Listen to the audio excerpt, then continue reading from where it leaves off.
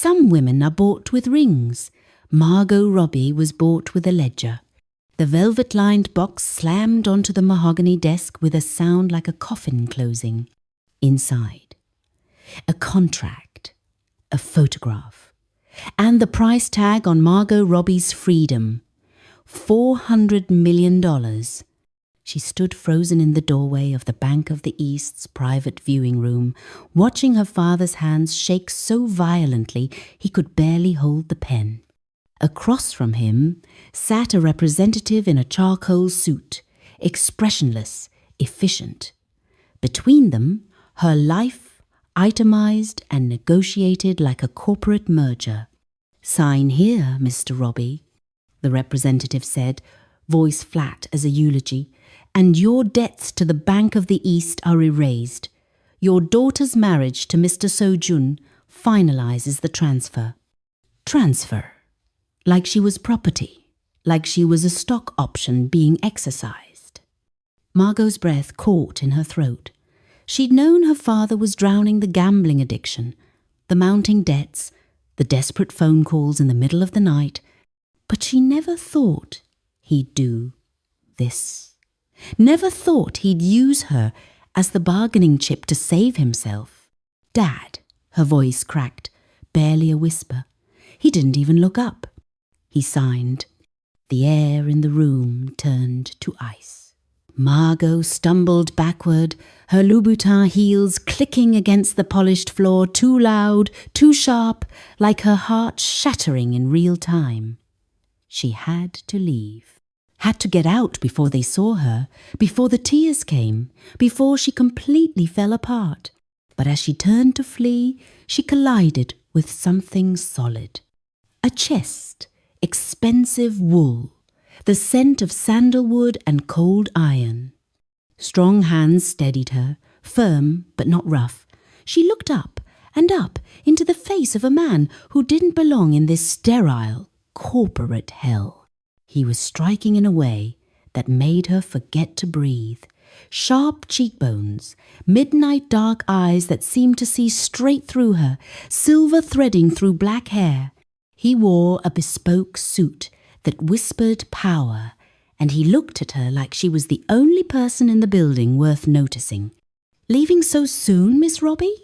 His voice was low, resonant, accented Korean, but polished smooth like aged whiskey, dangerous, magnetic. "Aye. Who are you?"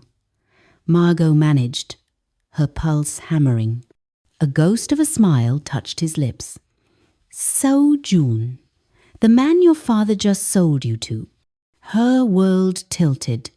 This was the banker, the man who'd been sending the debt collectors, the late-night threats, the cold financial ultimatums.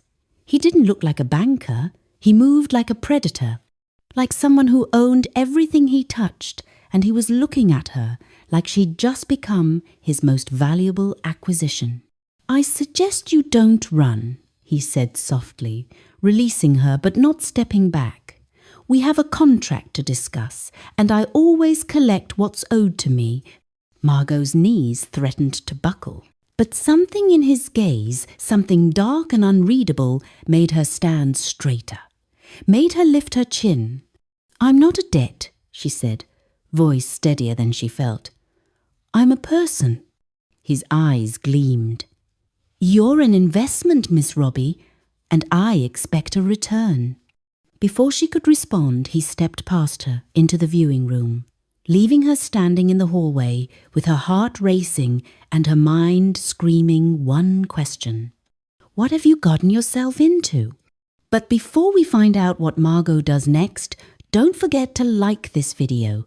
If you're new here, subscribe so you don't miss the dark, twisted journey ahead. Hit that notification bell because this story is about to get dangerous. Trust me, you don't want to miss what Seou Jun has planned for his collateral bride. Now, let's dive into how Margot Robbie became the most expensive mistake her father ever made. The air in the private viewing room of the Bank of the East was thin, filtered, and smelled of ozone. Margot Robbie sat perfectly still, her blonde hair a stark contrast to the dark charcoal of her power suit.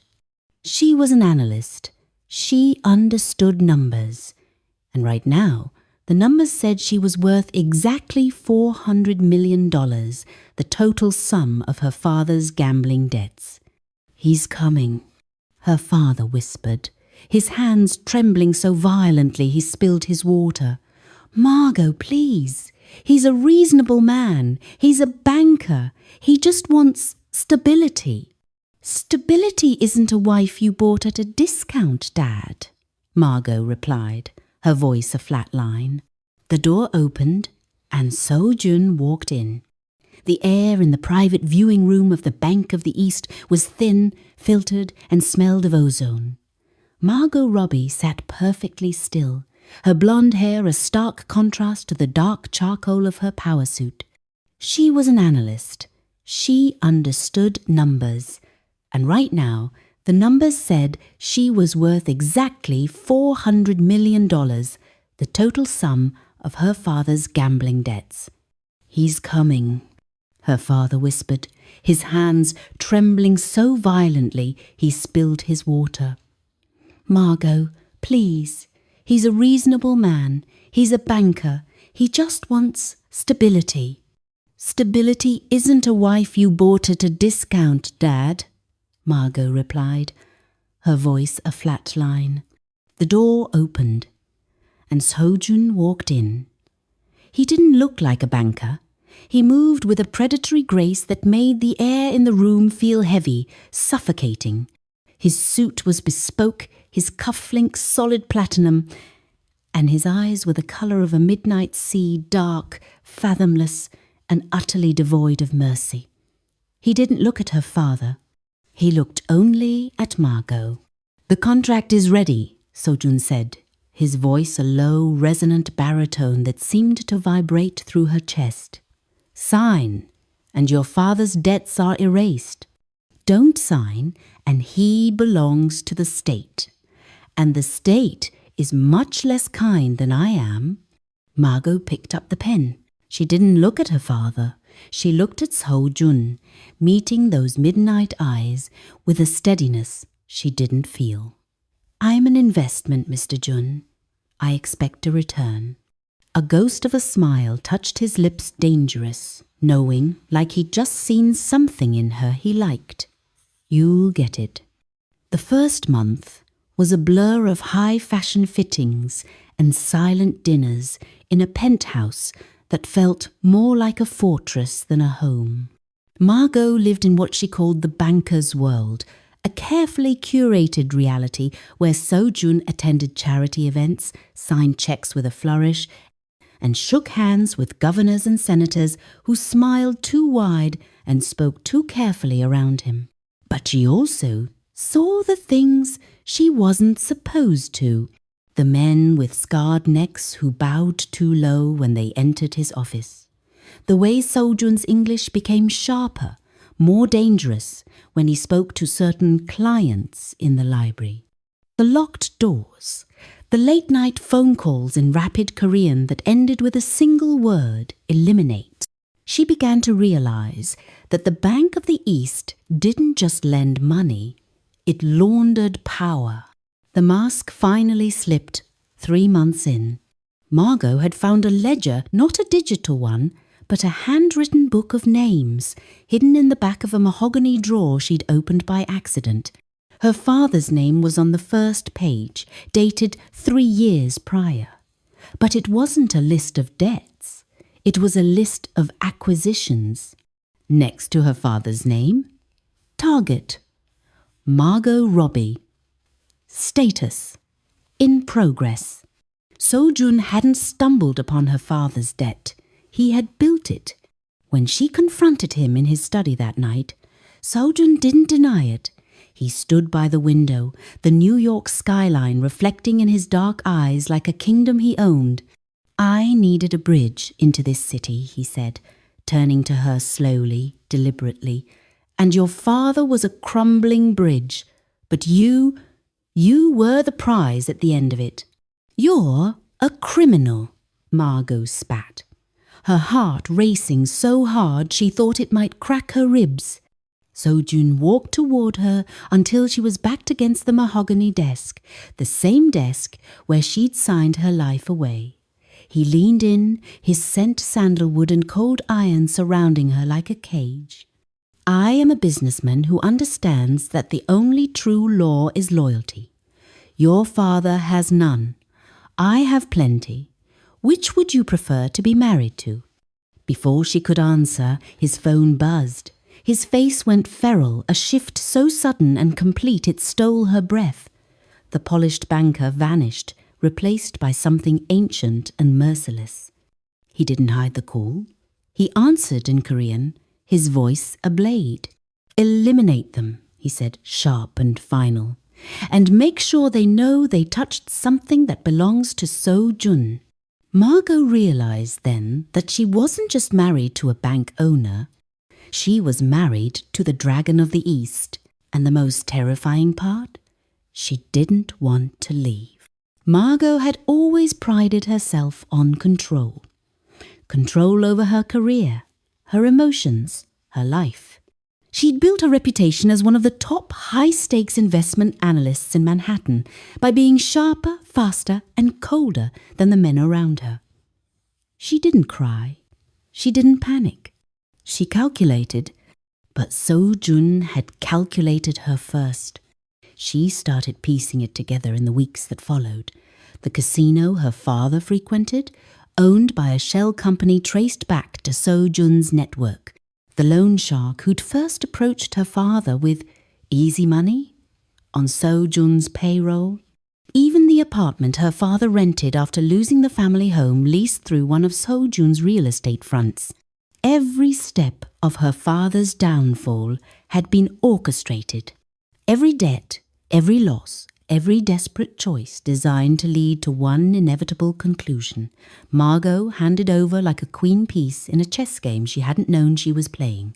"You've been watching me for years," she said one night over dinner, her voice eerily calm.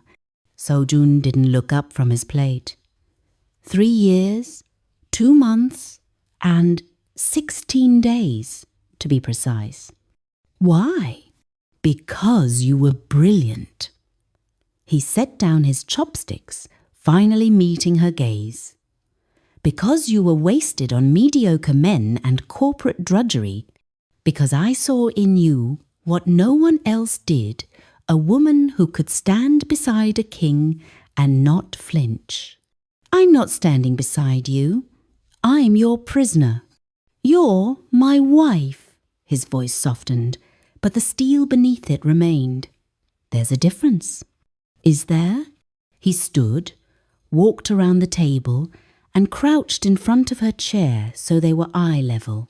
Up close, she could see the faint scar along his jawline, the silver beginning to thread through his temples.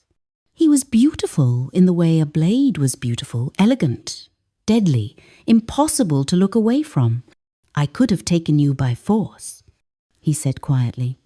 "I could have bought you outright, kept you locked in this penthouse like a bird in a cage, but I didn't. I gave you a choice. You signed that contract yourself.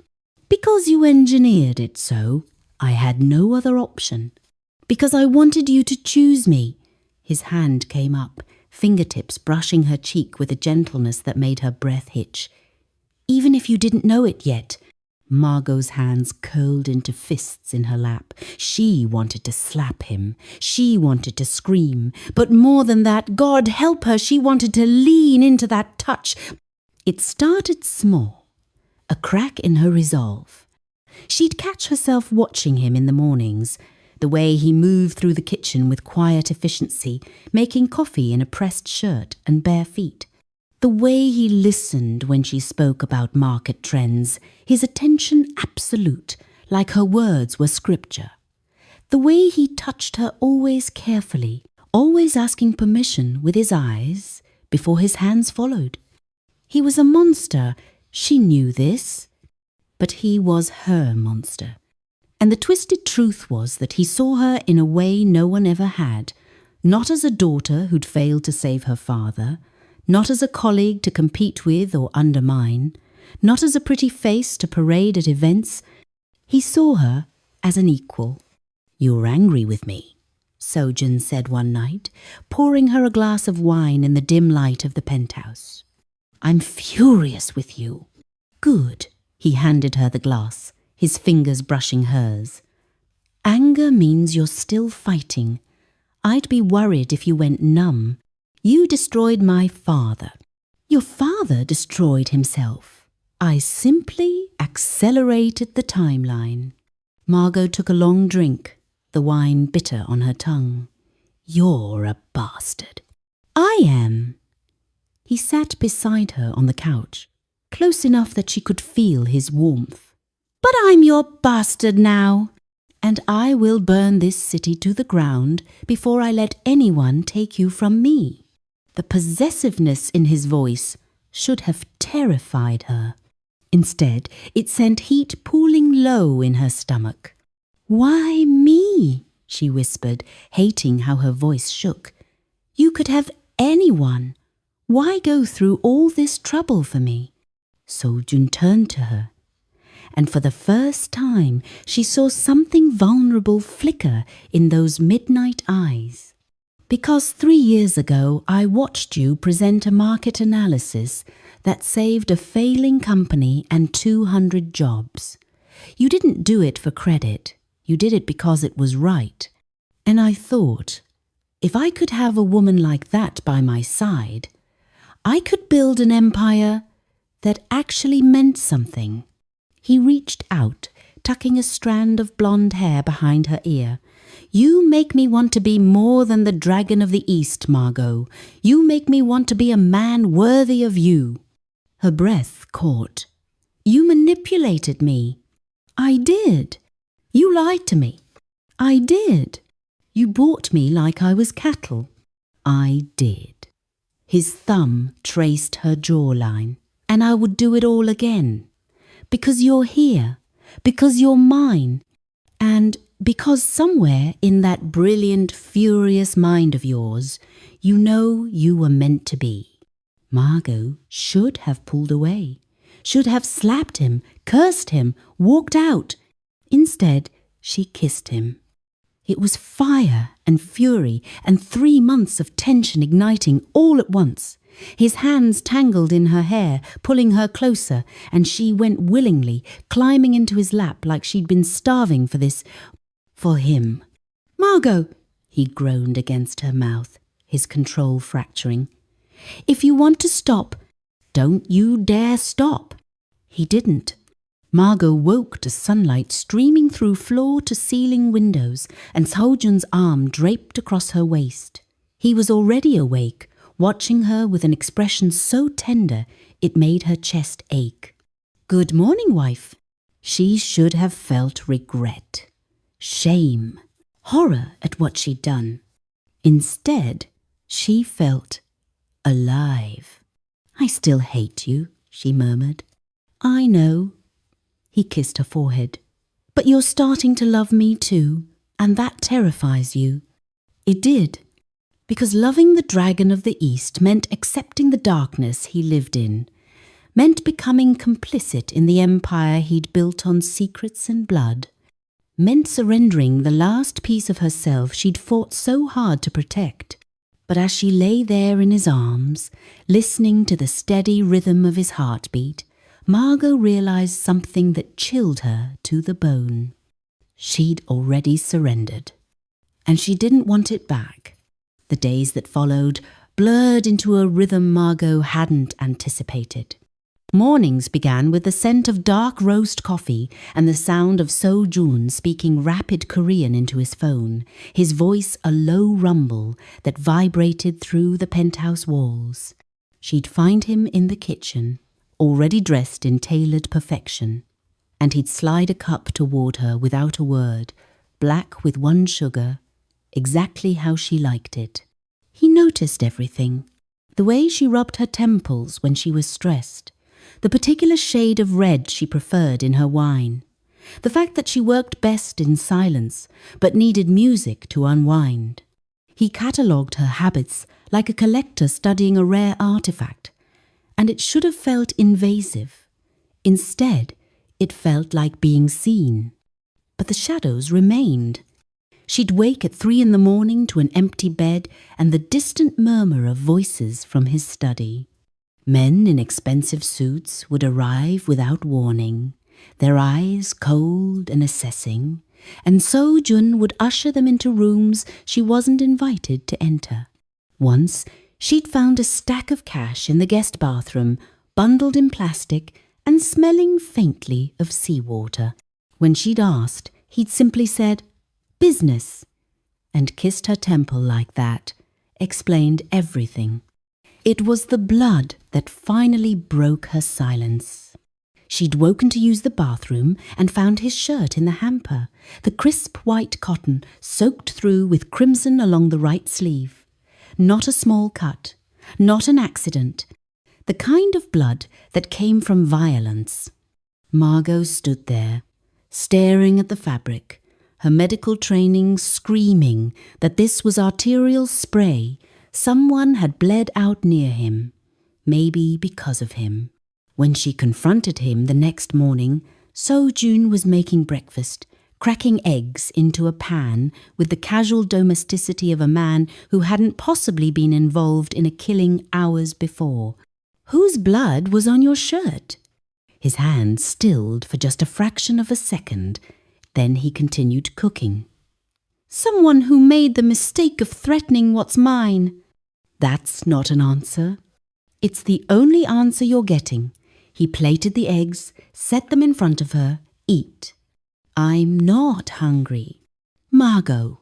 He turned to face her fully, and the dragon was there in his eyes, ancient and absolute.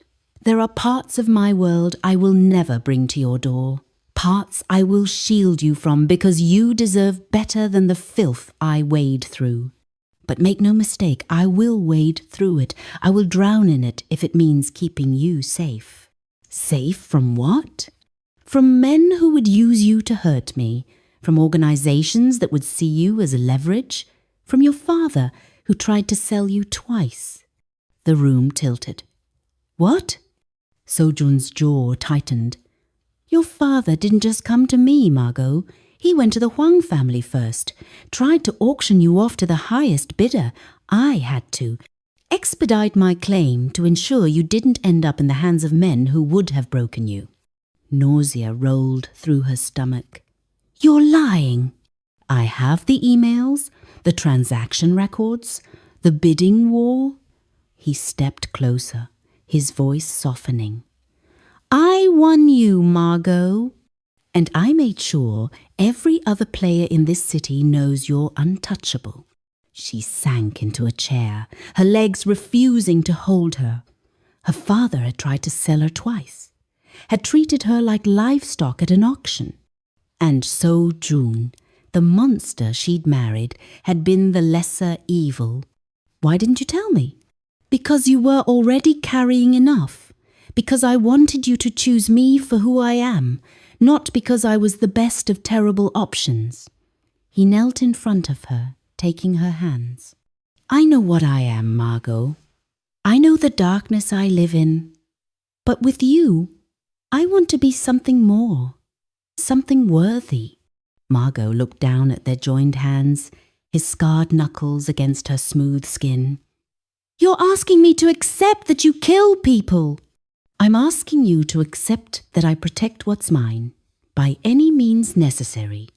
And if I can't," his grip tightened just enough to remind her of his strength, "then I'll live with your hatred, but I won't let you go.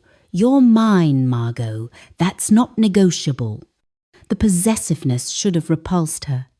Instead, heat coiled low in her belly, and she hated herself for it. Hated that some dark, twisted part of her wanted to belong to someone this dangerous, this powerful, this absolutely certain. "I need time," she whispered. "Take all the time you need. I'm not going anywhere." He stood, pressed a kiss to her forehead.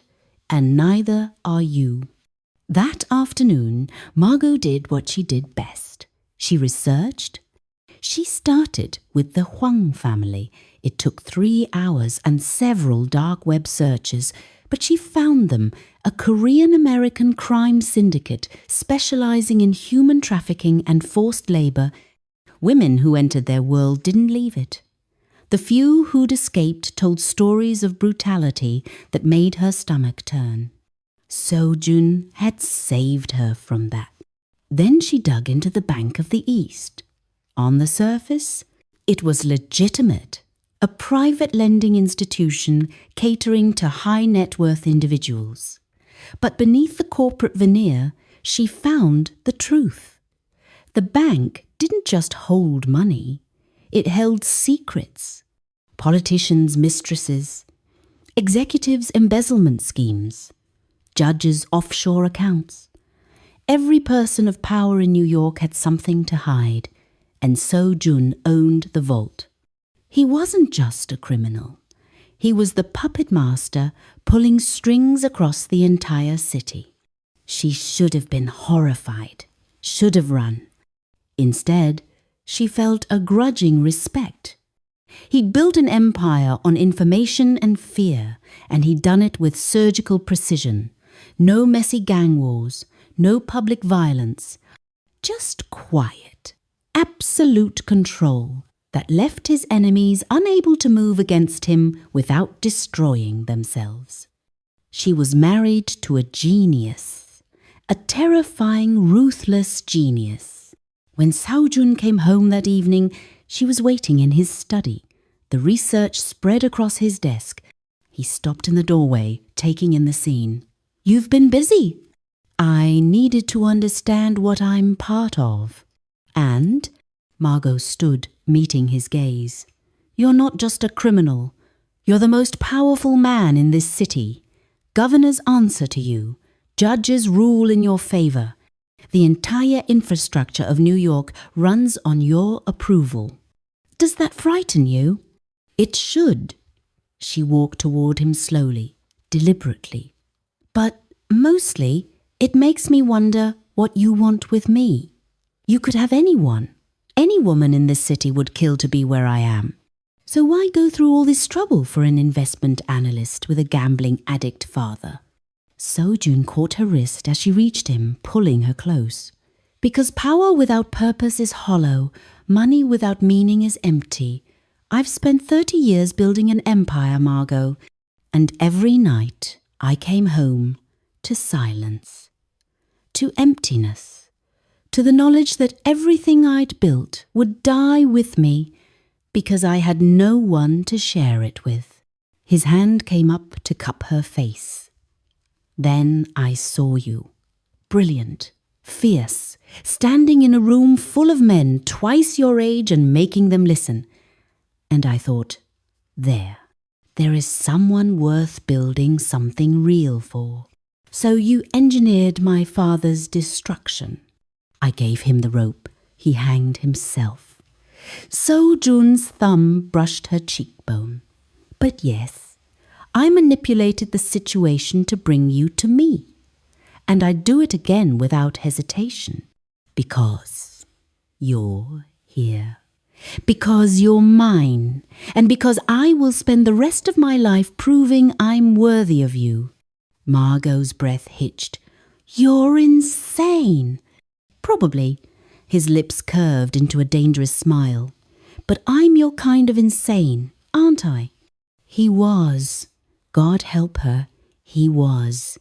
She kissed him, hard and demanding, pouring 3 months of confusion and anger and unwanted desire into it. He responded instantly, backing her against the desk, his hands spanning her waist as he lifted her onto the polished wood. "Tell me to stop," he murmured against her mouth, his control fracturing. "Don't." His eyes went molten. "Dangerous word, Mrs. Jun. I married a dangerous man. I might as well enjoy the benefits." He laughed, low and dark, and proceeded to show her exactly what those benefits entailed. Living with Seou Jun was like existing in two realities simultaneously.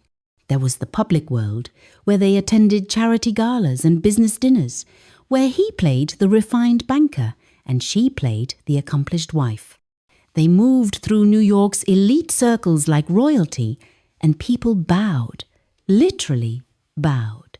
Then there was the private world, the penthouse with its floor-to-ceiling windows and expensive art, the late-night conversations over wine, the way he'd pull her into his lap while working, one hand on his laptop, the other tracing patterns on her thigh.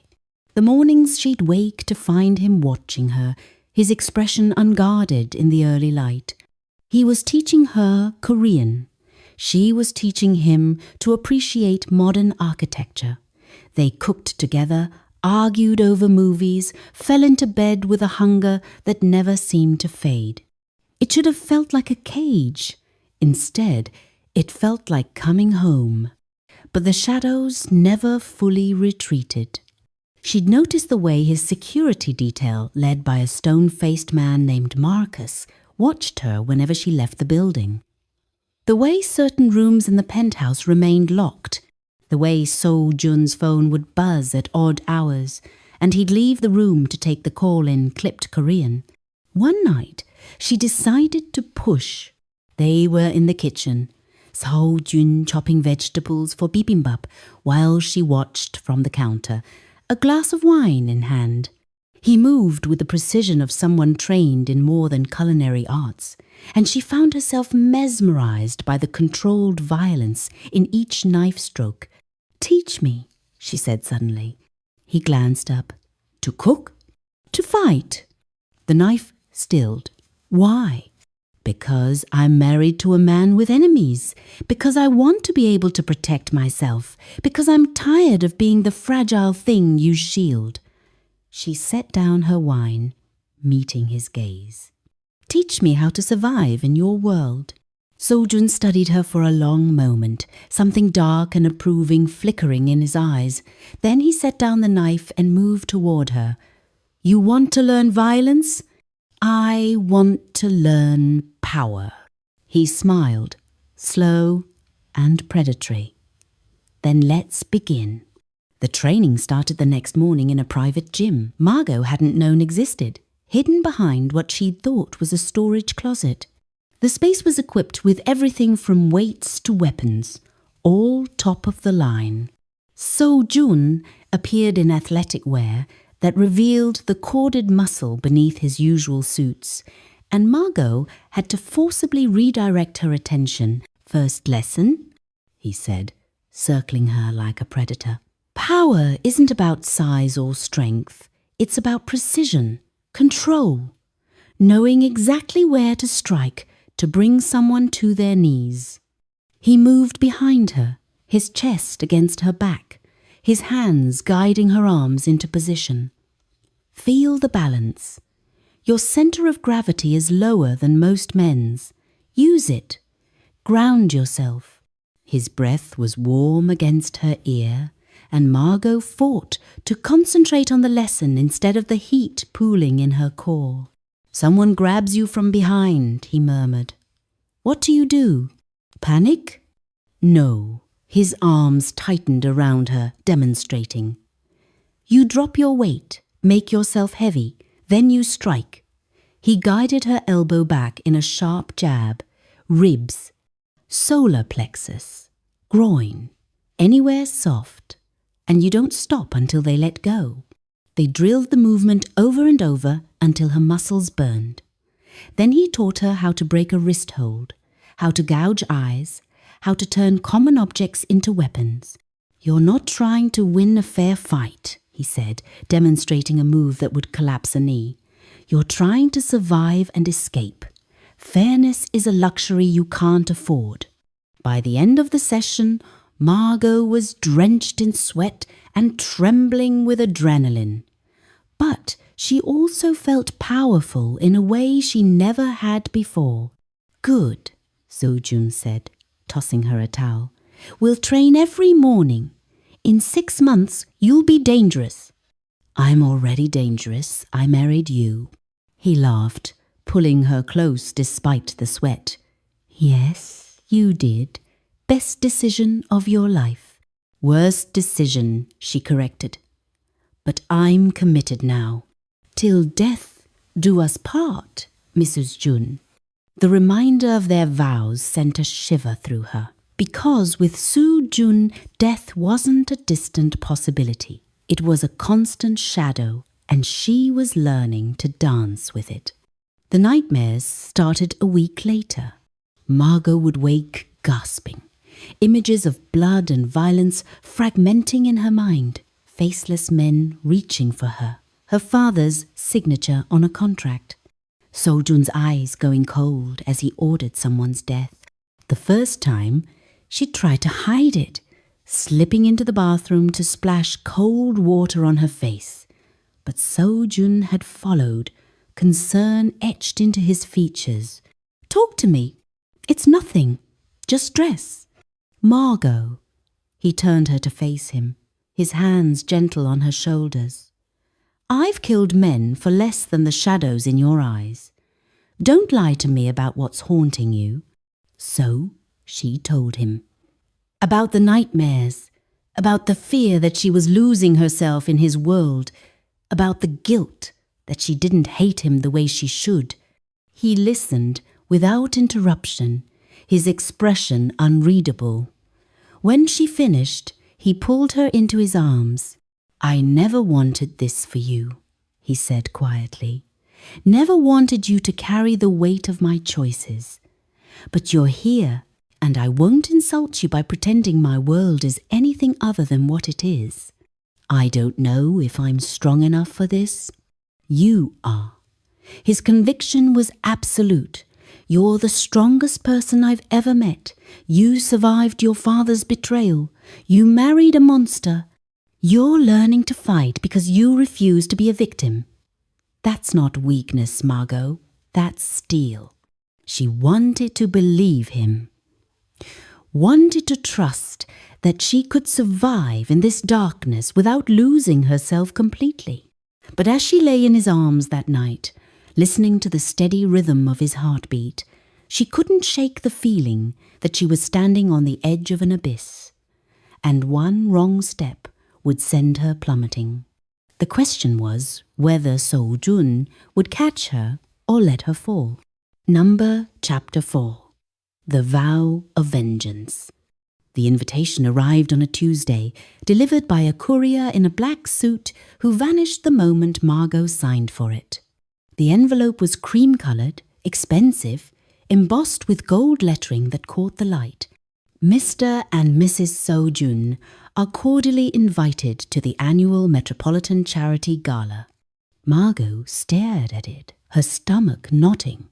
This wasn't just any event. The Metropolitan Gala was where New York's elite gathered to see and be seen, where fortunes were pledged and alliances forged.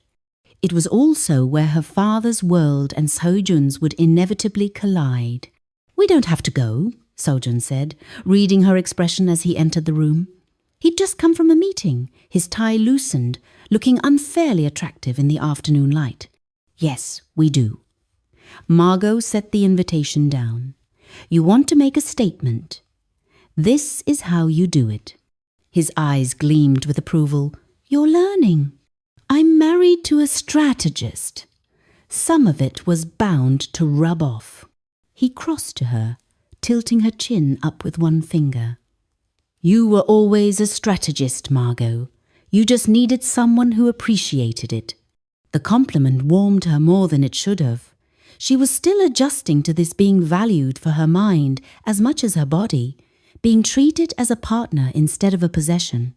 Though Seou Jun definitely possessed her, she just didn't mind anymore. What do I wear to announce that I'm married to the most dangerous man in New York? His smile was wicked. Leave that to me. The dress arrived 3 days later, delivered in a black box tied with silk ribbon. Margot opened it alone in their bedroom, and her breath caught. It was midnight blue, the colour of Seou Jun's eyes in certain light. silk that would cling to every curve, with a neckline that plunged daringly, and a slit that would reveal most of her leg with each step. It was elegant and scandalous in equal measure, the kind of dress that would make every woman in the room jealous and every man look twice. There was a note tucked inside, written in Seou Jun's precise script. "Wear this and nothing else. I want everyone to know you're mine." Heat flooded through her. The possessiveness should have annoyed her. Instead, it sent anticipation coiling through her veins. She tried the dress on, and it fit like it had been made for her body specifically, because of course it had. Seou Jun didn't do anything by half measures. When she emerged from the bedroom, he was waiting in the living room, already dressed in a tuxedo that made him look like sin incarnate. His eyes tracked over her slowly, deliberately, and the hunger in his gaze made her pulse race. "Perfect," he murmured, crossing to her. "You're going to stop hearts tonight, Mrs. Jun. That's the idea." She smoothed her hands over the silk, nervous energy thrumming through her. "Are you sure about this? Once we walk in there together, there's no going back." "There was no going back the moment you signed that contract." He pulled her close, his hands settling on her waist. "But if you want to wait—" "No." Margot surprised herself with the conviction in her voice. "I'm done hiding, done being ashamed of choices I made to survive. If the world wants to judge me for marrying you, let them. I know the truth." "And what's that?" "That you're mine as much as I'm yours. That this marriage might have started as a transaction, but it's become something real." She met his eyes. "That I'm falling in love with a monster, and I don't care who knows it." The words hung between them, raw and honest. Seou Jun went very still, his expression unreadable. Then he kissed her with a desperation that stole her breath, his hands tangling in her carefully styled hair. "Say it again," he demanded against her mouth. "I love you." Again. "I love you, Seou Jun. God help me, I love you." He made a sound low in his throat, somewhere between a growl and a groan, and suddenly they were moving. He backed her against the wall, his body pressing into hers, and Margot lost herself in the heat of him. They were going to be late to the gala. She didn't care. They arrived fashionably late, which Seou Jun informed her was strategic. "We want them waiting, wondering, building anticipation." The Metropolitan Museum was transformed for the event, dripping with flowers and candlelight. Women in designer gowns and men in tuxedos milled about, champagne flutes in hand, while a string quartet played in the background. Margot felt every eye turn as they entered. Seou Jun's hand was possessive on her lower back, guiding her through the crowd with the ease of someone who owned every room he entered. People parted for them, whispers following in their wake. "Is that Margot Robbie? I heard she married some Korean businessman. Investment banker, supposedly. Old money. Look at that dress. She looks like a mistress." Margot kept her head high, her expression serene. Let them whisper. Let them judge. She was done caring what people thought. They made it through cocktails without incident. Seou Jun introduced her to a dizzying array of people, investors, politicians, socialites, all of whom treated her with a deference that had nothing to do with her accomplishments and everything to do with the man beside her. It should have bothered her. But there was a certain power in being feared by association, and Margot was learning to wield it. Then she saw him. Her father stood near the bar, looking older than she remembered. His suit was rumpled, his face drawn, and he clutched a glass of scotch like a lifeline. When their eyes met, he froze. Margot felt Seou Jun tense beside her. "Do you want to leave?" "No." She surprised herself with the steadiness of her voice. I want to talk to him. Are you sure? I need to do this. Seou Jun studied her for a moment, then nodded. I'll be right here. If he says anything that upsets you, I'll remove him from the building. Violently, if necessary. She almost smiled. Then she walked toward her father, aware of Seou Jun's eyes tracking her every step. Her father set down his glass with shaking hands. Margot, I wasn't sure you'd come. Why are you here? Her voice was cold, clinical. You're not exactly Metropolitan Gala material anymore. He flinched. I have friends who pulled strings. I wanted to see you. To explain. There's nothing to explain. You sold me to settle your debts. The transaction was completed. We have nothing further to discuss. I had no choice. They were going to kill me. So you sacrificed me instead. Margot felt nothing as she said it. No anger, no pain, just a vast, empty numbness. You traded your daughter's freedom for your pathetic life. And you know what the funny part is? The man you sold me to is the best thing that ever happened to me. Her father's eyes widened. You can't mean that. He's a criminal, Margot, a gangster. I heard things. You heard correctly. He's dangerous, ruthless, and absolutely terrifying when he wants to be. She leaned in, her voice dropping. He's also loyal, protective, and values me in a way you never did. So yes, I mean it. Marrying Seou Jun was the best decision I never got to make. Margot, please. I'm your father. You stopped being my father the moment you put a price tag on my life. She straightened, suddenly exhausted.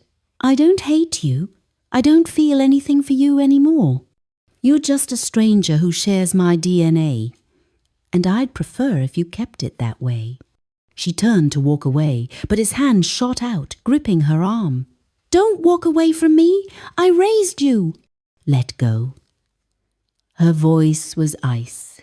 Not until you listen.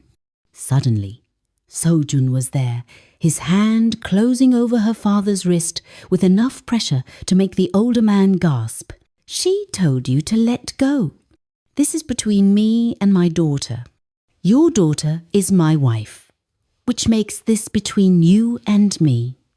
Seou Jun's smile was terrifying, and you really don't want that.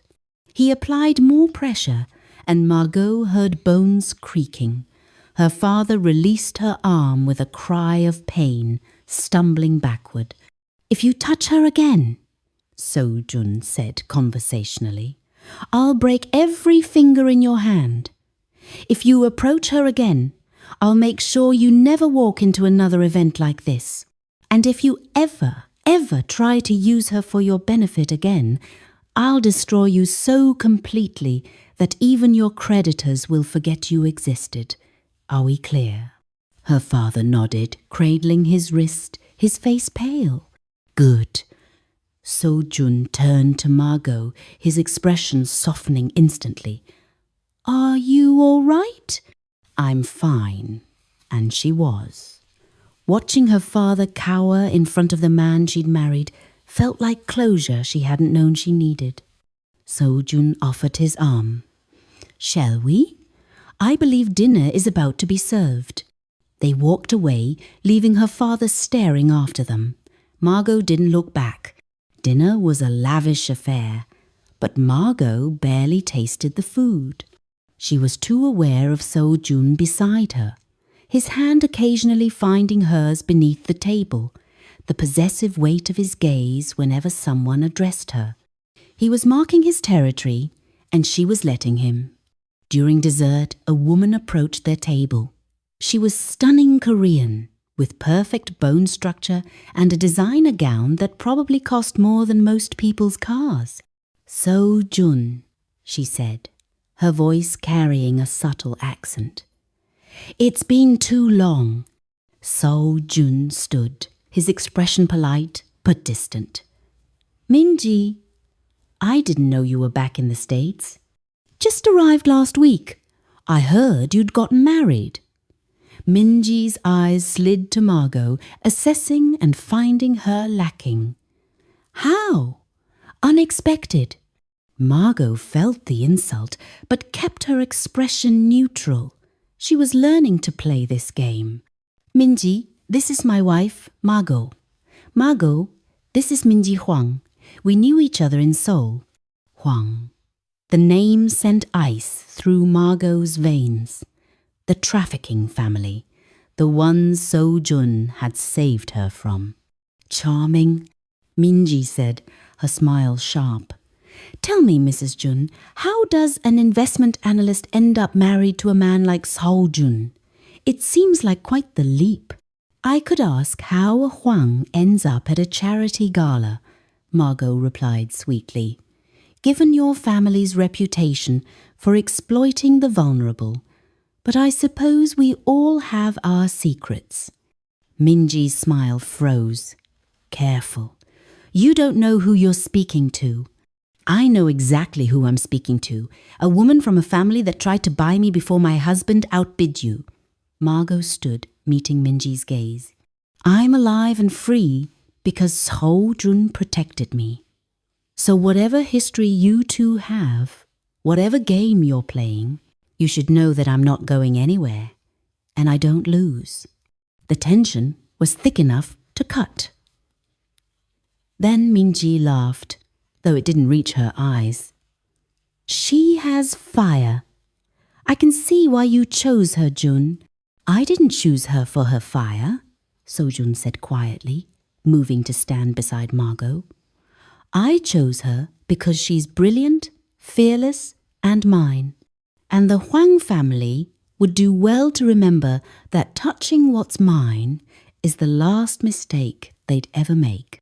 Minji's expression went cold. Threats, Jun? How unlike you. That wasn't a threat. It was a fact. He took Margot's hand. Now, if you'll excuse us, my wife and I have better things to do than reminisce. They walked away, and Margot could feel Minji's eyes burning into her back. When they were out of earshot, she exhaled shakily. That was terrifying. You handled it perfectly. Seou Jun pulled her close. You just made an enemy, though. The Huangs don't forget slights. Good. Let them remember. I'm done being afraid. He smiled, dark and proud. That's my queen.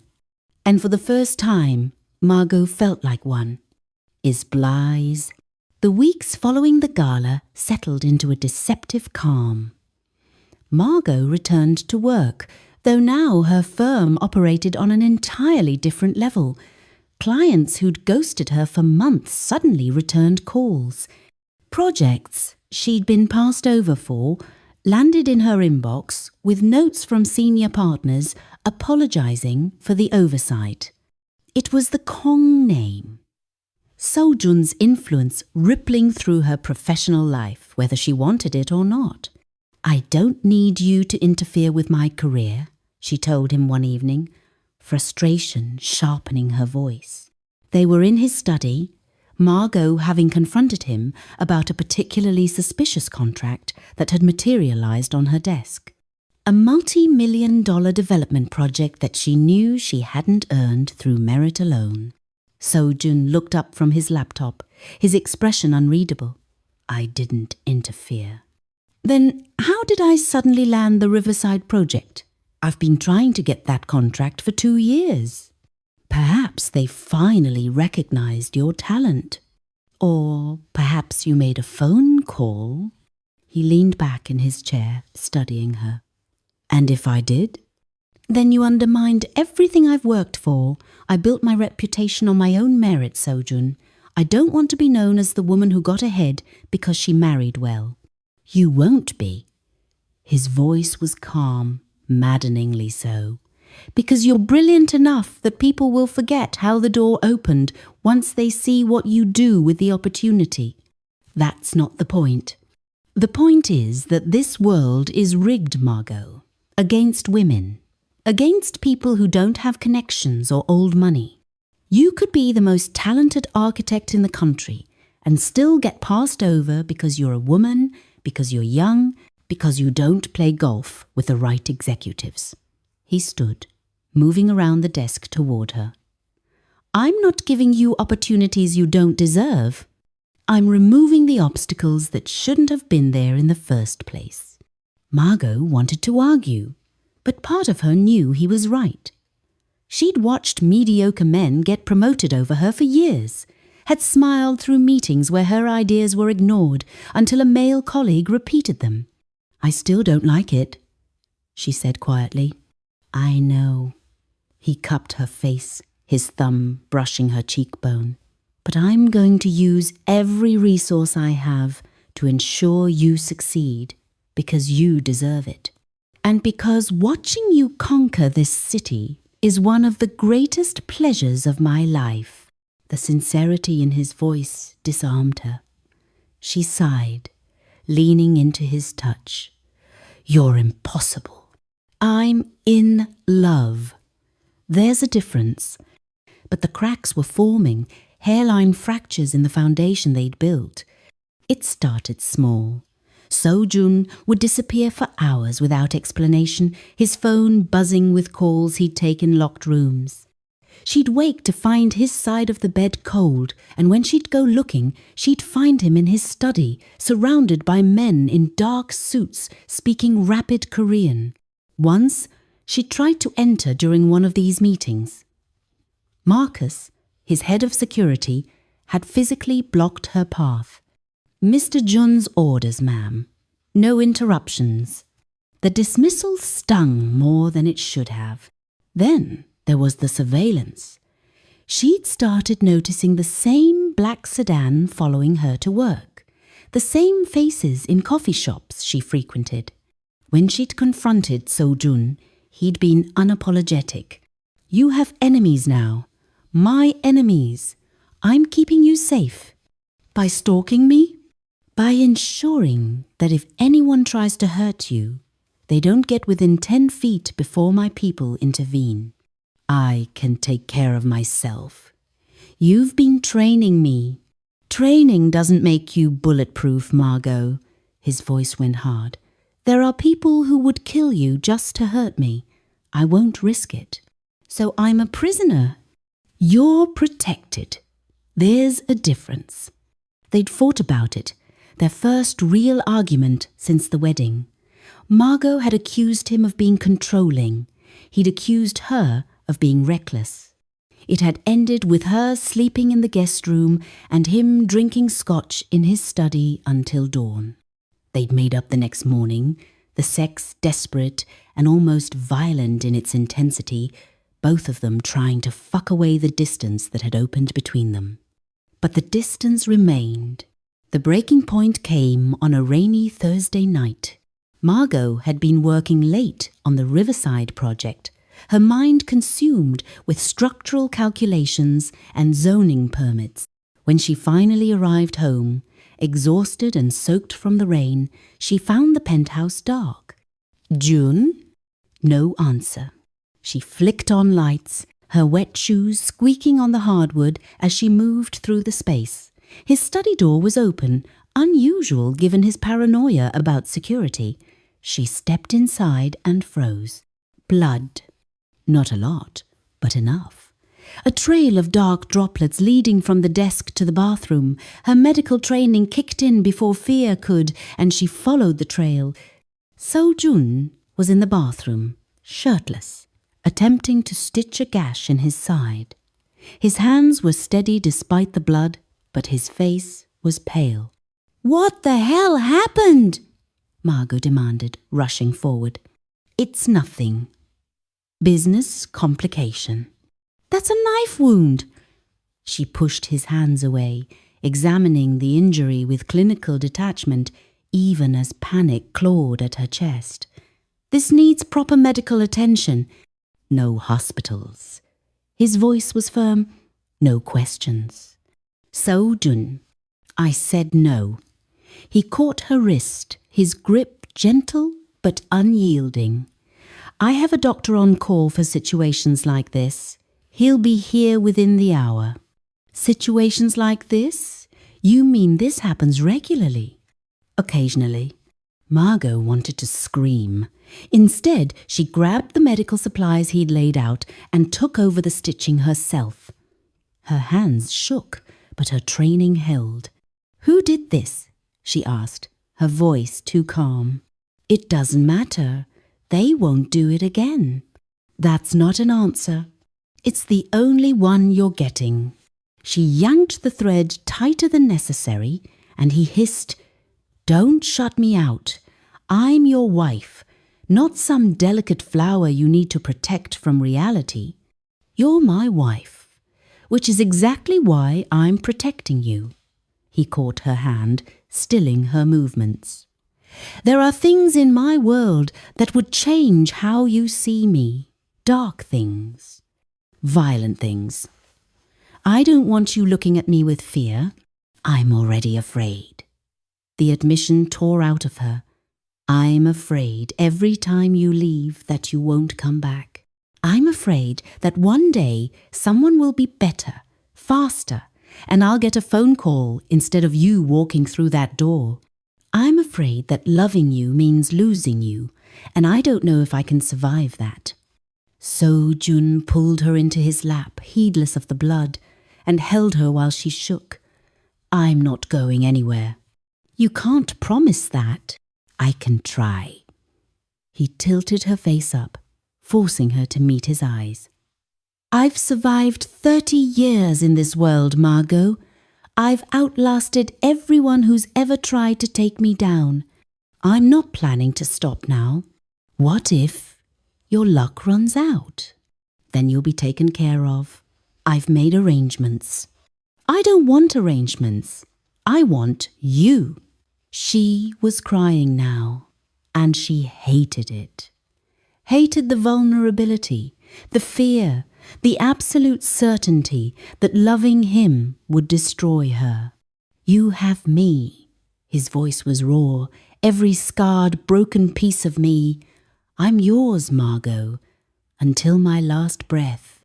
She kissed him then, tasting salt and copper, and it was desperate and painful and perfect all at once. The doctor arrived an hour later, a quiet man who asked no questions and left even quieter. He restitched the wound properly, prescribed antibiotics, and vanished into the night. Margot stayed awake, watching Seou Jun sleep, her hand pressed to his chest to feel the steady rise and fall of his breathing. She was terrified. Terrified of this life, this love, this man who'd become her entire world. But she wasn't leaving. She'd meant what she said at the gala. She was falling in love with a monster, and now she was all in. Even if it killed her. The injury changed something between them. Margot stopped pretending she could maintain distance, and Seou Jun stopped pretending he could shield her from his darkness. They started training harder, not just self-defense, but tactical thinking. He taught her how to read people, how to identify threats, how to use information as a weapon. She was a quick study, her analytical mind adapting to his lessons with frightening ease. "You're dangerous," he told her one morning after she'd successfully identified the weak points in his security details rotation. "I should have recruited you years ago. I'm an architect, not a criminal. You're both. You build things, Margot. Structures, strategies, empires. The medium doesn't matter." The compliment warmed her more than it should have. But it was the nights that truly bound them. The darkness after sunset, when they'd strip away the pretense and simply be. His body mapping hers with reverent precision, her hands learning every scar, every wound, every piece of violence written into his skin. He was addictive, and she was hopelessly, irrevocably addicted. One night, 3 weeks after the stabbing incident, they were tangled in bed, the city lights painting shadows across sweat-slicked skin. Margot traced the scar on his side, the stitches recently removed. "Tell me about this one." She kissed the puckered flesh. "And this one?" Another scar, older, along his ribs. "And this?" Seou Jun caught her hand, stilling her exploration. "You don't want to know those stories." "Yes, I do. I want to know every piece of you, even the dark ones, especially the dark ones." He studied her for a long moment, his expression unreadable. Then he began to speak, his voice low and measured, recounting violence like poetry. Each scar had a story. A rival who'd gotten too close, a betrayal avenged, a message sent that required blood to deliver. Margot listened, her fingers tracing the map of his violence, and felt no horror, only a deep, unsettling understanding. This was who he was, and she loved him anyway. "Your turn," he said when he finished. "I don't have scars like yours." "Everyone has scars. Some are just invisible." His hand settled over her heart. "Tell me about the ones in here." So she did. About her mother's death when she was 16. About the way her father had collapsed under grief, leaving her to hold together a family that was already fracturing. About the burden of being the responsible one, the strong one, the one who couldn't afford to break because everyone depended on her. "I was so tired," she whispered. "Tired of being the adult. Tired of fixing everyone else's problems. And when you came along, offering to take control, to make decisions, to be strong enough for both of us, it was the first time in my life I felt like I could breathe. Is that why you stayed? Because I gave you permission to be weak? I stayed because you gave me permission to be strong, to be angry, to be selfish. You didn't need me to be perfect or palatable or easy. You just needed me to be me. And that was the most terrifying, liberating thing anyone has ever given me." Seou Jun kissed her then, deep and consuming, and they made love with a reverence that felt like worship. The next morning, Margot woke to find Seou Jun already dressed, his phone pressed to his ear, speaking rapid Korean. His expression was grim. When he hung up, she sat up, pulling the sheet around herself. "What's wrong?" "The Huangs are making moves, testing boundaries." Margot's stomach clenched. "What kind of moves?" "They attempted to poach one of my shipping contracts. Minor, but intentional. A message that they're not afraid of me anymore. Because of me. Because they're idiots." He sat on the edge of the bed, his hand finding hers. "This isn't your fault, Margot. The Huangs and I have had tensions for years. You're just the current excuse." "What are you going to do?" His smile was cold. "Remind them why people fear the dragon of the East." "Jun, I won't start a war, but I will make it clear that touching my interests has consequences." He leaned in, kissing her forehead. "Don't worry. This is what I do." But she did worry. Because she'd seen the violence he was capable of, and she knew that when Seou Jun moved, bodies dropped. 3 days later, the news broke. A Huang shipping warehouse had burned to the ground. The fire ruled suspicious, but with no clear evidence of arson. The family's stock prices plummeted. Margot knew it was him. Everyone knew it was him. "You destroyed millions of dollars in assets," she said that night, her voice carefully neutral. I sent a message. Seou Jun poured them both wine, his movements relaxed. "They'll think twice before testing me again." People could have died in that fire. The warehouse was empty. "I'm not a murderer, Margot. I'm strategic." He handed her a glass. "There's a difference." "Is there?" Yes. His eyes met hers, unflinching. I kill when necessary, but I don't kill carelessly. Every action I take is calculated. Every consequence weighed. I'm not a monster who revels in violence. I'm a businessman who understands that sometimes blood is the only language people speak. Margot sipped her wine, processing. She should be horrified, should be packing her bags and running. Instead, she felt a dark thrill, because Seou Jun had just waged war to protect what was his, and she was his. I'm going to hell for this, she murmured. Then we'll burn together. He pulled her close. But at least we'll be warm, she laughed, the sound bitter and genuine, and kissed him like she could consume his darkness and make it hers. Maybe she already had. The second gala came with less warning. A summons, really, from the Vanderbilt family to celebrate the closing of the development deal Seou Jun had stolen from his brother. We're expected to attend, he told her over breakfast. The Vanderbilts want to show off their new partner, and you want to show off your wife.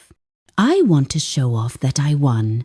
His smile was sharp, and yes, having you on my arm is part of that victory.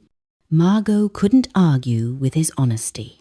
The dress he selected this time was even more daring, burgundy silk that clung to her curves like a second skin, with a back that plunged to the base of her spine and a neckline that left little to imagination. Paired with diamond earrings that probably cost more than her first car, she looked expensive, dangerous, owned. She loved it. When they arrived at the plaza, the atmosphere was electric. This was the event where deals were made and reputations destroyed, where the elite circled each other like sharks, looking for weaknesses to exploit. Margot and Seou Jun cut through the crowd like royalty. People parted for them, whispers following in their wake. She caught fragments of conversation. Bought out Gregory Kong's stake. His brother's wife? Can you imagine? She's stunning. Where did he find her? Seou Jun's hand was possessive on her lower back, guiding her through the room with absolute confidence. They stopped to speak with the Vanderbilts, who fawned over her and praised Seou Jun's business acumen. You've made quite the impression, Mrs. Vanderbilt said, her eyes assessing Margot with approval. It's refreshing to see a woman who isn't just decorative. I try to be useful, Margot replied smoothly, though the decoration doesn't hurt. Mrs. Vanderbilt laughed, delighted. I like her, June. Keep this one. I plan to. They moved through the crowd, Seou Jun introducing her to investors and politicians, each interaction carefully choreographed. Margot played her part perfectly, charming, intelligent, just deferential enough to stroke egos, while asserting her own presence. Then she felt it, a shift in the atmosphere, a ripple of tension. She turned and locked eyes with Gregory Kong across the room. Seou Jun's brother looked like he'd aged a decade since the last gala. His face was haggard, his suit less perfectly tailored.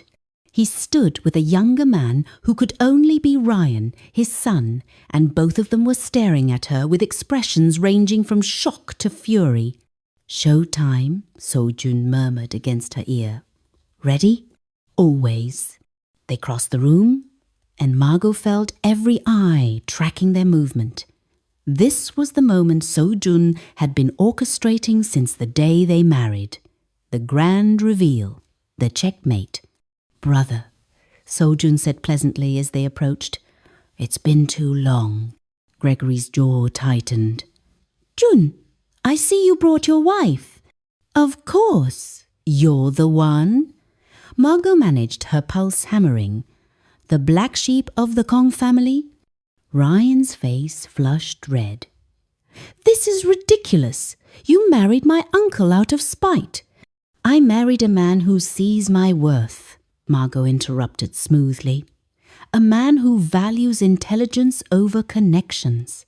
A man who, unlike some people, understands that partnership means equality. She smiled. But please, tell me more about Spite. How's your marriage to that investor's daughter working out? Ryan opened his mouth, then closed it. Because there was no marriage. The deal had fallen through weeks ago, just as Seou Jun had predicted. This is inappropriate, Gregory said tightly. Jun, you can't just what? Marry a brilliant woman? Build a successful empire? Take back what you stole from me 30 years ago? Seou Jun's smile was blade sharp. Watch me, brother. I'm just getting started. He pulled Margot closer, his hand spanning her waist possessively. Oh, and Gregory? That Vanderbilt deal you were counting on? I doubled your offer this morning. The contract is mine, just like everything else you thought was secure. The color drained from Gregory's face. You can't. I already did. Check your email if you don't believe me. Gregory fumbled for his phone, and Margot watched the moment he read the message. The defeat in his eyes. The realization that his brother had just destroyed him publicly. Why? Gregory whispered. After all these years, why now? Because I finally found something worth coming home for. Seou Jun looked at Margot, and the love in his eyes was raw, genuine, because she deserves better than the scraps you and your son were willing to give her, and because I wanted you to see exactly what you lost when you stole from me. He turned to Ryan. Take care of your father. He's going to need help now that his empire is crumbling. Then they walked away, leaving the Kong family staring after them in shocked silence. The rest of the gala passed in a blur. People approached to offer congratulations on the Vanderbilt deal, to ingratiate themselves with Seou Jun's obvious power. Margot played the perfect wife, charming and gracious, while internally she was reeling. He destroyed his brother's business, publicly, efficiently, and she'd been the weapon he'd used to do it. She should have felt guilty, should have felt used. Instead, she felt powerful. When they finally left, climbing into the back of the car that would take them home, Seou Jun pulled her into his lap. You were magnificent, he murmured against her neck. Absolutely magnificent. You used me. I showcased you. There's a difference. Margot pulled back to look at him. You just declared war on your own family? I've been at war with them for 30 years. Tonight, I just won. His hand cupped her face. And I won because of you. Because you were brave enough to stand beside me. Strong enough to face them down. Perfect enough to make them all see what they lost. I'm not perfect. You are to me. She kissed him then, hard and demanding, and they made out in the back of the car like teenagers, heedless of the driver or the city passing by outside. When they finally came up for air, Margot was breathless. What happens now? Now? Seou Jun smiled, dark and satisfied. Now we build our empire, together. And for the first time since signing that contract, Margot felt like she was exactly where she belonged. Chapter 8. The price of the Kong name. The fallout was immediate and brutal. Within a week of the gala, Gregory Kong's business began hemorrhaging. Investors pulled out, contracts were terminated, partnerships dissolved. It was a systematic dismantling, orchestrated with surgical precision, and everyone knew Seou Jun was behind it. Margot watched it happen from the safety of their penthouse, reading news articles about the Kong family's downfall, while Seou Jun worked in his study, making calls in Korean and English, tightening the noose around his brother's neck. You're destroying him, she said one evening, standing in the doorway of his study. "I'm taking back what he stole." Seou Jun didn't look up from his laptop. "There's a difference." "Is there?" "Because from where I'm standing, it looks like revenge." "It is revenge." He finally met her eyes. 30 years of it, and I won't apologize for it. I'm not asking you to apologize. I'm asking if you ever plan to stop. He leaned back in his chair, studying her. "Are you having regrets, Margot?" "I'm having questions about what kind of man I married, about what I'm complicit in." "You're complicit in justice. Gregory stole from me when I was at my lowest, used my grief as an opportunity. He deserves everything that's happening to him." "And Ryan? What did he do besides be born to the wrong father?" Seou Jun's expression hardened. "Ryan had you, and he threw you away like garbage. He deserves to watch his world burn for that alone." The possessiveness in his voice should have alarmed her. Instead, it sent heat pooling in her stomach. She was so twisted now, finding arousal in his ruthlessness. "I need air," she said, turning away. "Margot, I just need to think. Please." She grabbed her coat and left, ignoring his protests. Marcus followed her, of course, maintaining a discreet distance as she walked through the city streets. The October air was crisp, biting, and she welcomed the sting of it against her skin. She ended up at a coffee shop near her office, ordering something sweet and caffeinated while she tried to process the moral quagmire she'd walked into. She'd married a man who destroyed his enemies without mercy, who used her as a weapon in his family war, who loved her with an intensity that was both exhilarating and terrifying. And she loved him back. That was the part that scared her most, because she should be horrified by his actions, should be planning her escape. Instead, she was wondering how she could help him tighten the noose around Gregory's neck. She was lost in thought when someone slid into the seat across from her. Ryan. He looked terrible. Unshaven, rumpled suit, dark circles under his eyes. "We need to talk." "No, we don't." Margot started to stand, but he grabbed her wrist. "Please. 5 minutes." She glanced toward the window where Marcus was already moving, his hand going to his jacket where she knew he kept a weapon. She shook her head slightly, signaling him to stand down. "Fine. 5 minutes. Then I never want to see you again." Ryan released her wrist, slumping back in his chair. "My father is ruined. The business is gone. We're losing everything." "I know. This is because of you. Because you married that monster." "Careful," Margot said softly. "That monster is my husband, and he's only doing what your father did to him 30 years ago. My father made a business decision. Your father stole from a grieving man. Don't rewrite history to make him the victim." Ryan ran his hands through his hair. "I know what he did was wrong. I know he's made mistakes. But he's still my father, Margot. And watching him lose everything, it's destroying him." "Good." Ryan flinched. "You've changed." "No, I've just stopped pretending to be soft. Stopped making myself palatable for people who don't deserve it." She leaned forward. "You want to know what your biggest mistake was, Ryan? It wasn't choosing money over me. It was assuming I'd stay broken, that I'd crawl back to you, that I needed you more than you needed me. I do need you. I made a mistake. You made a choice. And now you're living with the consequences." She stood. "I hope it was worth it."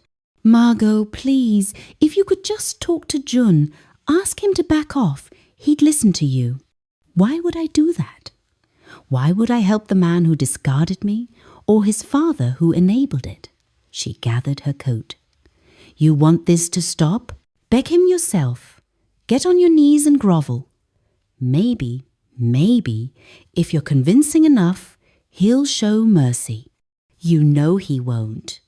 Then I guess you're fucked. She started to walk away, then paused. Oh, and Ryan, if you ever touch me again, my husband won't need to destroy you. I'll do it myself. She left him sitting there, and the sense of power that washed over her was intoxicating. When she got home, Seou Jun was waiting, his expression thunderous. Marcus told me about Ryan. I handled it. He touched you, and I made it clear that if he does it again, there will be consequences. She crossed to him, placing her hands on his chest.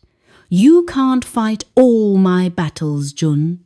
I need to be able to defend myself. I know, but it takes everything in me not to hunt him down for daring to speak to you. Then don't hunt him. Trust that I can handle myself. He pulled her close, his forehead resting against hers. I do trust you. It's the rest of the world I don't trust.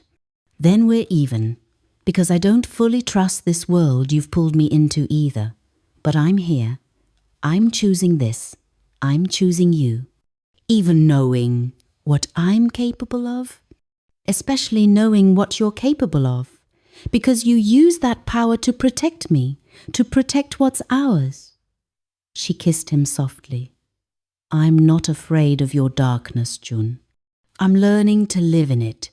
His hands tightened on her waist. You're going to ruin me. Good. You've been ruining me since the day we met. They kissed then, desperate and consuming, and when he carried her to bed, it felt less like surrender and more like claiming. Both of them marking territory, staking ownership, binding themselves together in ways that went beyond contracts or vows. Later, tangled in sweat-dampened sheets, Margot finally asked the question that had been haunting her. When will it be enough? When will you stop punishing Gregory? Seou Jun was quiet for a long moment. When he's lost everything. When he feels the same emptiness I felt when he stole from me. When he understands what it means to have nothing. And then I'll let him live with it. Let him wake up every day knowing that his own brother destroyed him. That will be punishment enough. It should have sounded cruel. Instead, it sounded like justice. Margot curled into his side, her hand over his heart. I think I'm as twisted as you are now. Good. Then we're perfectly matched. And in the darkness of their bedroom, with the city lights painting shadows across their skin, Margot realized he was right. They were perfectly, terribly matched, and she wouldn't have it any other way. Chapter 9. The Lobby Standoff. 3 months into their marriage, Margot had settled into her new reality. She split her time between her firm, which was thriving under her leadership, and the penthouse, which had become more home than she'd ever expected. She trained with Seou Jun every morning, learning to fight, to strategize, to think like someone who lived in the shadows. And every night she fell into bed with a man who loved her with an intensity that still stole her breath. Life was good, almost suspiciously good. Then Ryan showed up at her office building. Margot was leaving late, her mind full of design specifications for a new sustainable housing project. The lobby was mostly empty, just the night security guard and a few stragglers finishing their workday. She was texting Seou Jun that she'd be home in 20 minutes when a hand grabbed her arm. She spun, instincts kicking in, her free hand already moving to strike. But she stopped when she recognized Ryan. He looked worse than he had at the coffee shop. His suit was wrinkled, his eyes bloodshot, and he smelled like alcohol. Desperation rolled off him in waves. Margot, thank God, I've been trying to reach you. Let go of me. Her voice was ice. Not until you listen. My father, he's in the hospital, heart attack. The stress of losing everything, it's killing him. And it's your fault. Yours and that monster you married. Margot yanked her arm free, stepping back. The security guard was already moving toward them, his hand on his radio. But she waved him off. She could handle this. My fault.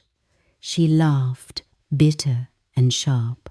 Your father stole from a grieving man and built his empire on that theft. What's happening to him is karma, Ryan, nothing more. He's dying?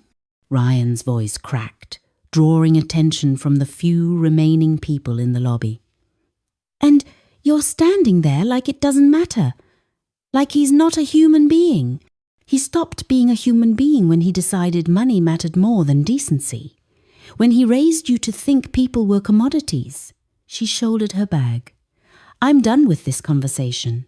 And I'm done with you. She started to walk away, but Ryan grabbed her again, this time harder.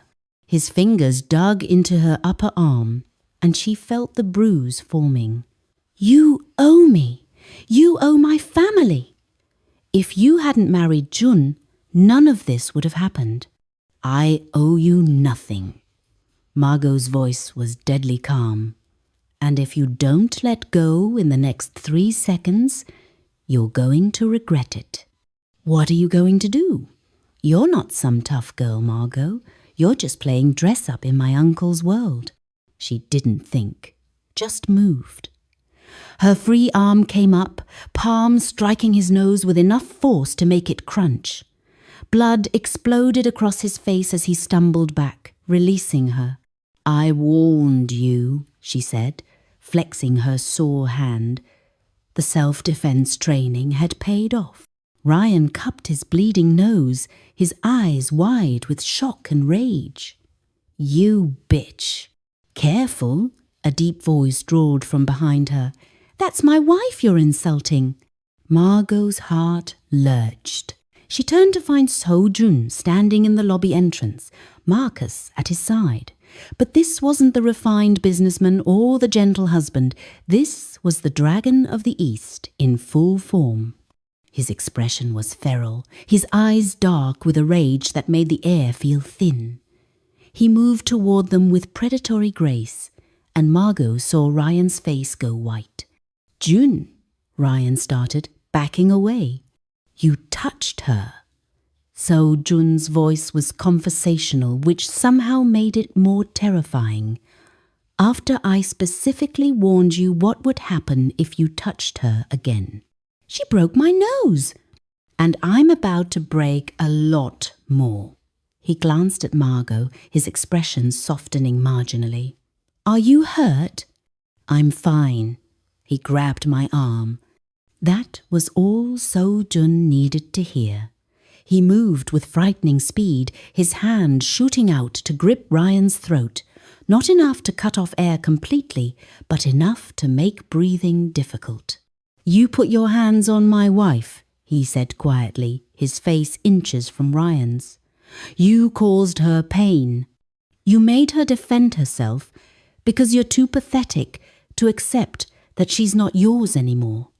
Never was yours really. Ryan gasped, clawing at Seou Jun's hand. Please, please. Seou Jun smiled, and it was the most terrifying thing Margot had ever seen. You want mercy? After stalking her, after accosting her in public, after leaving marks on her skin that I'm going to spend all night kissing away. His grip tightened, and Ryan's eyes bulged. Margot realized with a jolt that Seou Jun was actually going to kill him. Right here, in the lobby of her office building, in front of witnesses, because Ryan had grabbed her arm. Jun, she placed a hand on his shoulder. Let him go. He hurt you, and I hurt him back. Look at his face. Ryan's nose was still bleeding, his eyes already starting to swell. I handled it. You taught me how. Seou Jun didn't release his nephew immediately. Instead, he leaned in close, whispering something in Korean that made Ryan's face go even paler. Then he shoved him backward, sending him sprawling on the marble floor. If you come near her again, Seou Jun said, his voice carrying through the silent lobby, I won't be this merciful. I'll destroy you the way I destroyed your father. Slowly, painfully, until there's nothing left of the Kong name but ash and regret. Understand? Ryan nodded frantically, blood dripping onto his shirt. Good. Now get out of my sight before I change my mind. Ryan scrambled to his feet and ran, literally ran, from the building. The security guard looked like he wanted to call the police, but one glance at Marcus's expression made him reconsider. Seou Jun turned to Margot, his hands gentle as they cupped her face. Are you sure you're all right? I'm fine, really. She caught his wrists, holding his hands against her face. But you need to calm down. Your hands are shaking. I wanted to kill him. I still want to kill him. I know, but you didn't, because I asked you not to, because you trust me to fight my own battles. His jaw clenched. I don't like you fighting battles at all. Too bad. I'm your partner, remember? That means I don't get to be the fragile wife you protect from everything. It means I stand beside you. Fight beside you. She pulled his hands down, holding them between them. I broke his nose, Jun. I defended myself. Be proud of me. His expression shifted, the rage giving way to something darker, hotter. I am proud of you, and furious at him, and so fucking turned on right now I can barely think straight. Heat flooded through her. Then take me home and show me. They were in the car within minutes, Marcus driving while Seou Jun pulled Margot into his lap, his mouth on hers, his hands everywhere. She could feel his control fracturing, the violence he'd leashed turning into passion, and she welcomed it. By the time they reached the penthouse, they were both desperate. He carried her straight to the bedroom, and they fell on each other with bruising intensity. Later, tangled in sheets and catching their breath, Margot traced the line of his jaw. You can't kill everyone who upsets me. I can try. Jun. Fine. I'll limit myself to maiming. He caught her hand, pressing a kiss to her palm. But I won't apologize for wanting to destroy anyone who hurts you. I don't want you to apologize. I just want you to trust that I can handle myself, that I'm strong enough for this life. You're the strongest person I know. He rolled them so he was above her, his weight a comfort, and that terrifies me.